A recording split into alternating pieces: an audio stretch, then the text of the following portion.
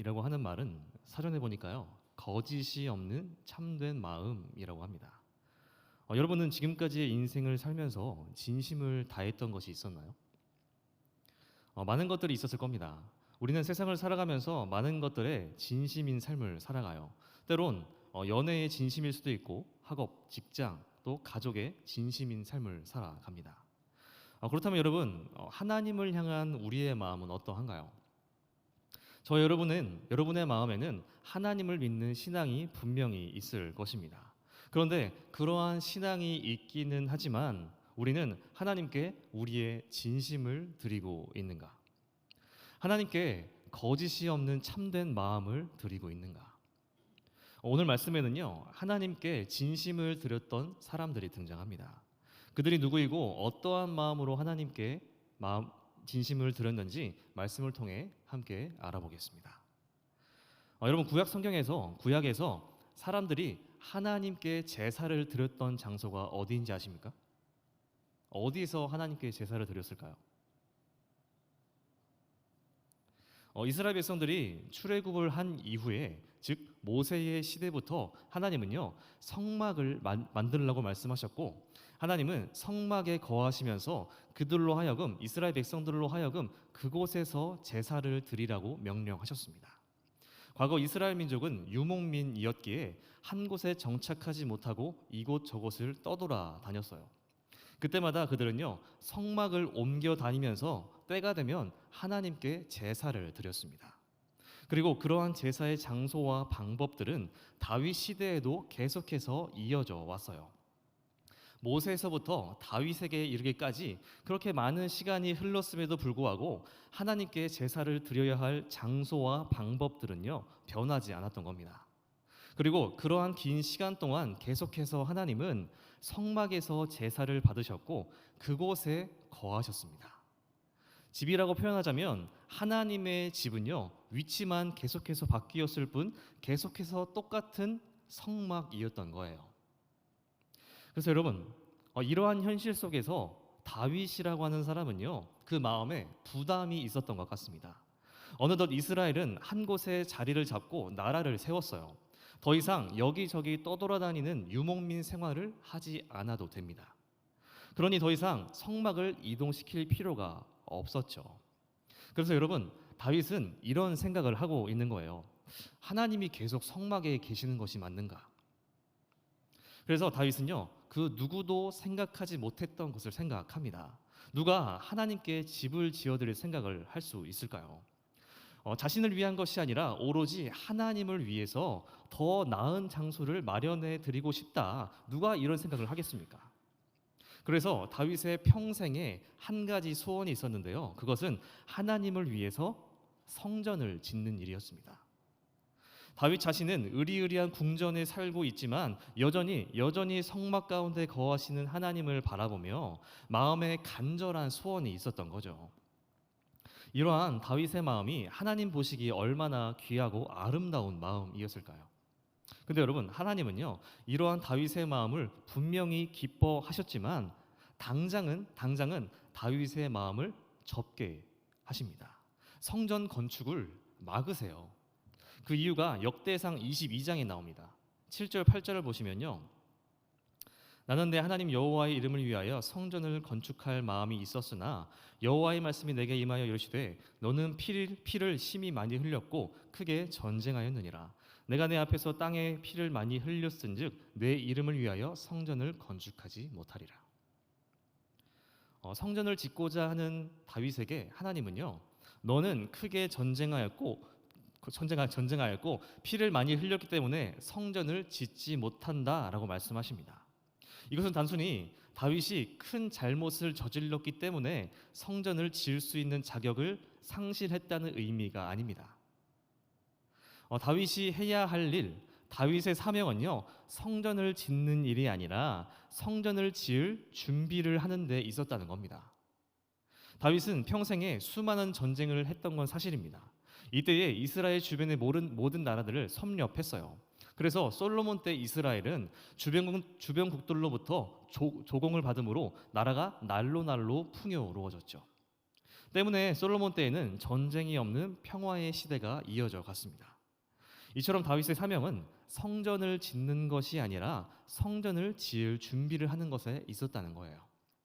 나라 주변의 환경을 준비하고 성전의 설계도와 건축 자재들을 준비하는 것. 그렇다면 여러분, 그렇다면 그 성전을 짓는 것은 누구의 사명이었을까요? 역대상 22장 9절 10절의 말씀입니다. 보라, 한 아들이 내게서 나리니 그는 온순한 사람이라. 내가 그로 주변 모든 대적에게서 평온을 얻게 하리라. 그의 이름을 솔로몬이라 하리니 이는 내가 그의 생전에 평안과 안일함을 이스라엘에게 줄 것임이니라. 그가 내 이름을 위하여 성전을 건축할지라. 자, 다윗의 성전 건축의 마음을 막으신 하나님은 다윗이 아니라 그의 아들 솔로몬이 성전 건축을 해야 한다고 말씀하고 계시는 거예요. 여기 말씀을 보시면요, 한 아들이 내게서 나리니라는 말이 나와 있는데요. 이것은 솔로몬이 태어나기 이전부터 하나님은 그의 이름을 지어 놓으셨고 그가 해야 할 일을 미리 정해 두셨다는 겁니다. 이렇게 솔로몬은 태어나기 이전부터 다윗이 닦아놓은 터 위에 하나님의 성전을 지어야 할 사명을 가지고 있었고 그렇게 태어난 거예요. 결국 성전 건축을 위한 준비는 다윗의 사명이었고 성전 건축의 사명은 솔로몬에게 있었다는 거죠. 그래서 역대상 22장을 계속해서 보시면요, 다윗은 성전 건축을 위해 많은 필요한 건축 자재들을 준비합니다. 그리고 그 아버지 다윗의 사명을 이어받아 솔로몬이 성전 건축을 시작하죠. 그 내용을 열왕기상 5장부터 기록하고 있는데요. 그 가운데 오늘 본문은 성전의 입구에 기둥을 건축하는 이야기를 담고 있습니다. 먼저 13절, 14절의 말씀 보겠습니다. 솔로몬 왕이 사람을 보내어 히람을 두로에서 데려오니 그는 납달리 지파 과부의 아들이요 그의 아버지는 두로 사람이니 놋쇠 대장장이라. 이 히람은 모든 놋 일의 지혜와 총명과 재능을 구비한 자이더니 솔로몬 왕에게 와서 그 모든 공사를 하니라. 자, 솔로몬은요, 두로라고 하는 나라에서 히람이라고 하는 사람을 데려옵니다. 이 두로라는 나라는 이스라엘의 위쪽에 위치해 있는 나라였다고 합니다. 그리고 보시면 먼저 히람의 출신을 기록하고 있는데요. 납달리 지파 과부의 아들이요 그의 아버지는 두로 사람이니 라고 하죠. 그러니까 히람의 어머니는요, 이스라엘에서 납달리 지파의 사람과 결혼을 하고 히람을 낳았는데 그 남편이 일찍 죽게 된 거예요. 그래서 두로 사람과 재혼을 하게 되고 두로에 정착했다는 거죠. 그런데 어머니가 재혼했던 아버지는 놋쇠 대장장이었습니다. 히람은 좋았던 싫었던 간에 어렸을 때부터 아버지를 통해서 놋쇠 다루는 법을 배웠던 거죠. 결국 히람은 이방 땅에 살고 있는 이방인이었지만요, 그와 동시에 이스라엘의 혈통을 가지고 있었던 사람임을 나타냅니다. 그리고 계속해서 보시면 그가 어떤 사람인지 소개하죠. 히람은 당대의 최고의 놋 기술자였습니다. 그런데 이 히람의 기술이 얼마나 뛰어났던지 성경에서 이렇게 어떤 기술로서 평가하는 사람은 처음 봐요. 놋 일에 대해서 지혜와 총명과 재능을 구비했다. 이게 정확히 무슨 말인지 모르겠는데 그냥 이런 거 아닐까요? 손재주가 있는 기술자들은요, 같은 물건을 갖다 놓아도 쓰는 방법이 다르고 또 생각이 다릅니다. 그리고 그것을 가지고 또 뚝딱 만들어내요. 그런데 히람은 그러한 기술자들보다 더 기묘한 기술을 가지고 있었던 사람이라는 거죠. 그리고 여러분, 열왕기에서 히람은 놋 기술자로만 등장하는데 같은 내용을 기록하고 있는 역대하에 보면요, 히람이 후람이라는 이름으로 등장합니다. 같은 사람이에요. 어쨌든 역대하에서는 히람이 놋뿐만이 아니라 금, 은, 동, 철 그리고 심지어 실까지도 잘 다루는 사람으로 소개되고 있습니다. 우리나라에서는요, 최고 숙련 기술자를 명장이라고 칭해주거든요. 이 히람도 재련에 관해서는 나라에서 알아주는 명장이었던 것 같습니다. 여러분, 지금 이스라엘은 한참 동안 하나님의 성전을 짓고 있는 중이었어요. 솔로몬은 성전을 짓는 가운데 최고의 건축 자재들을 사용했고 또 당대의 최고의 건축 기술자들을 데려와서 성전을 지었을 거예요. 그런데 그걸로도 모자랐는지 놋에 관해서는 최고의 기술자였던 히람까지 타국에서 데려와서 성전 공사를 돕게 하고 있는 겁니다. 여러분, 이러한 솔로몬의 모습을 보면서 하나님의 성전 건축을 위한 솔로몬의 마음은 진심이었음을 알 수 있는 거죠. 여러분, 솔로몬은 늘 하나님께 최고의 것을 드리기 위한 마음이 있었던 사람입니다. 그래서 3장을 보시면요, 솔로몬은 아버지 다윗도 들어본 적이 없었던 1,000번제를 하나님께 올려드립니다. 그는 언제나 하나님께 최고의 것을 드리고자 하는 마음이 진심이었던 사람이었어요. 여러분, 성전 건물만 잘 지으면 됐지 성전 입구에 기둥을 세우는 게 뭐 중요하다고 크게 신경 쓸 필요가 있었을까요? 성전 내부에 세워지는 기둥은 중요하겠지만 지금 세우는 기둥은요, 성전 입구에 있는 기둥입니다. 지금까지 공사의 최고의 기술자들을 썼다면 크게 중요하지 않은 것 같은 이 성전 앞의 기둥은 그냥 대충 넘어갈 수도 있지 않았을까요? 굳이 이방 땅에 있는 기술자까지 데려와서 기둥을 세울 필요가 있었을까? 그런데 솔로몬은요, 그것 하나까지도 소홀히 여기지 않았다는 거예요. 7년이라는 긴 시간 동안 성전 건축에 하나하나 관심을 가지고 신경을 썼던 것처럼 입구에 세워지는 기둥 또한 최고의 것으로 하나님께 올려드리고자 했던 거죠. 자, 그렇게 솔로몬은요, 하나님께 최고의 것을 드리고자 하는 마음을 가지고 히람을 데려왔습니다. 그리고 히람은 공사를 시작하죠. 15절, 16절의 말씀을 여러분들이 읽어주시면 좋겠습니다. 시작.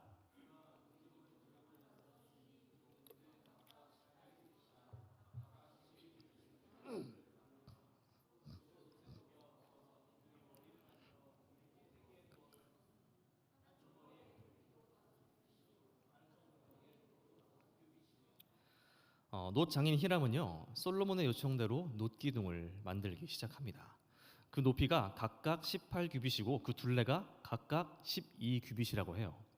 1규빗은 대충 45cm 정도인데요.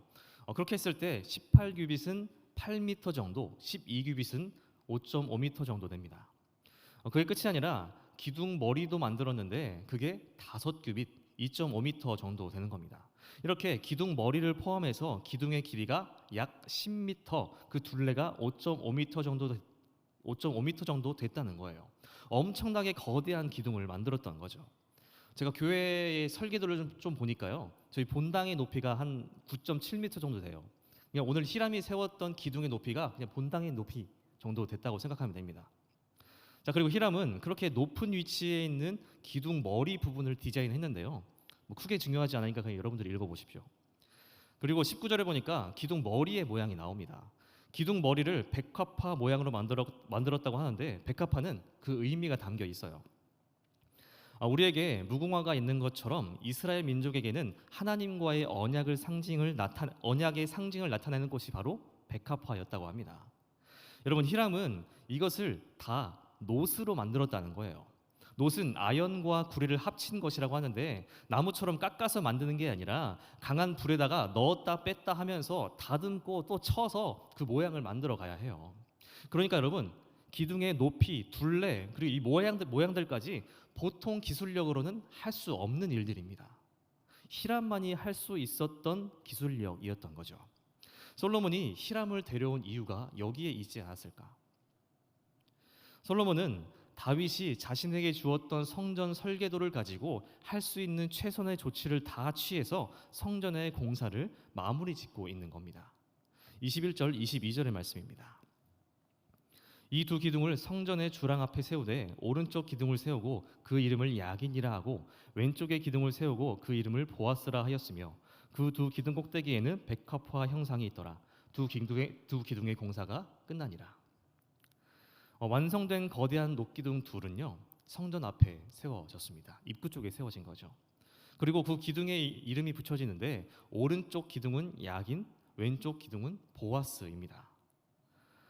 그 이름마다 의미를 가지고 있는데 먼저 야긴의 뜻은요, 굳게 서다, 견고하다라는 뜻을 가지고 있고 이것을 정확하게 표현하자면 그가 세우실 것이다라는 의미를 가지고 있습니다.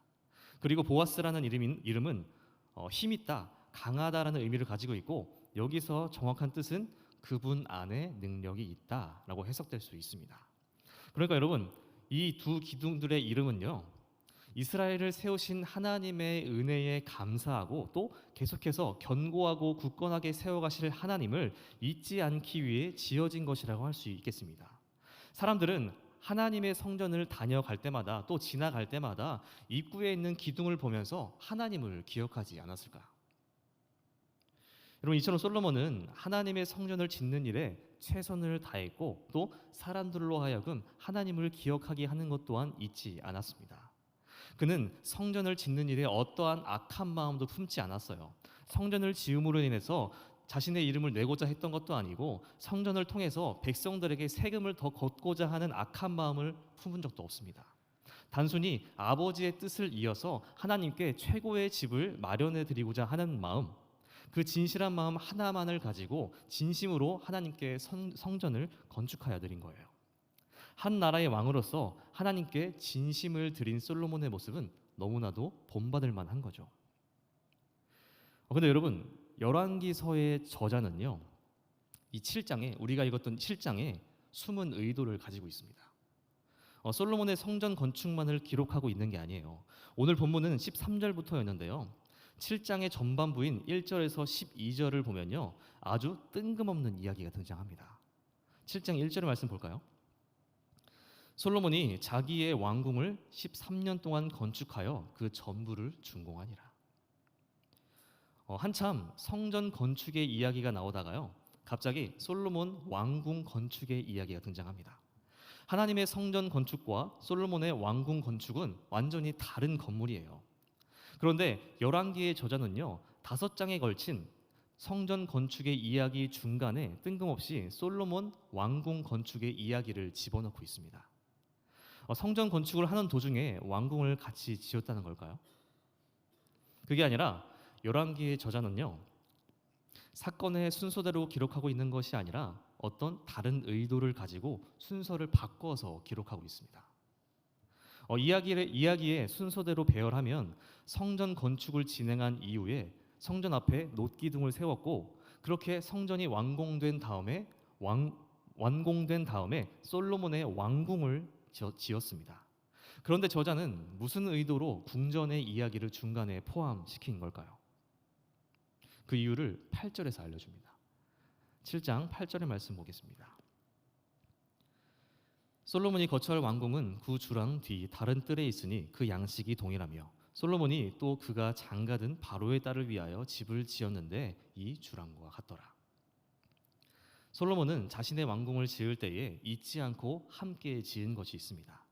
바로 애굽 왕의 딸이자 솔로몬의 아내의 궁이었죠. 솔로몬에게는 많은 첩과 부인들이 있었는데 그 가운데 바로의 딸, 애굽 왕의 딸에게는 특별한 대우를 했던 것으로 보여집니다. 다른 이들은 모르겠으나 바로의 딸에게는 진심을 가지고 있었던 거예요. 여러분, 여기서 열왕기의 저자가 성전 공사 이야기 중간에 뜬금없이 궁전 공사의 이야기를 집어넣은 이유가 드러납니다. 그게 뭐냐면 솔로몬은요, 하나님의 성전을 건축하는 데에도 진심을 다했고 또 바로의 딸을 대하는 데에도 진심을 다했다는 거예요. 그러니까 여러분, 솔로몬에게는 모든 것이 진심이었지만 결국 두 가지 마음이 있었다는 겁니다. 역대하 8장 11절의 말씀 보겠습니다. 솔로몬이 바로의 딸을 데리고 다윗성에서부터 그를 위하여 건축한 왕궁에 이르러 이르되 내 아내가 이스라엘 왕 다윗의 왕궁에 살지 못하리니 이는 여호와의 궤가 이른 곳은 다 거룩함이니라 하였더라. 다윗의 왕궁에는 하나님의 궤가 있었습니다. 그곳은 거룩한 곳이었고 그곳은 이방 여인이 있을 곳이 못 되었습니다. 여러분, 여기에도 솔로몬의 두 가지 진심이 드러나는 거예요. 하나님을 위한 거룩을 유지하겠다는 마음과 또 다른 하나는 바로의 딸인 자신의 아내를 편안하게 하고자 하는 마음이에요. 여러분, 솔로몬의 이 두 가지 진심은요, 다 옳은 것처럼 보여집니다. 가정을 위하는 마음, 또 하나는 하나님을 위하는 것처럼 보여지죠. 근데 여러분, 열왕기의 저자는요, 솔로몬의 그 두 가지 마음이, 솔로몬에게 있었던 그 두 가지 진심이 모두 틀렸다고 말하고 있는 거 아닐까요?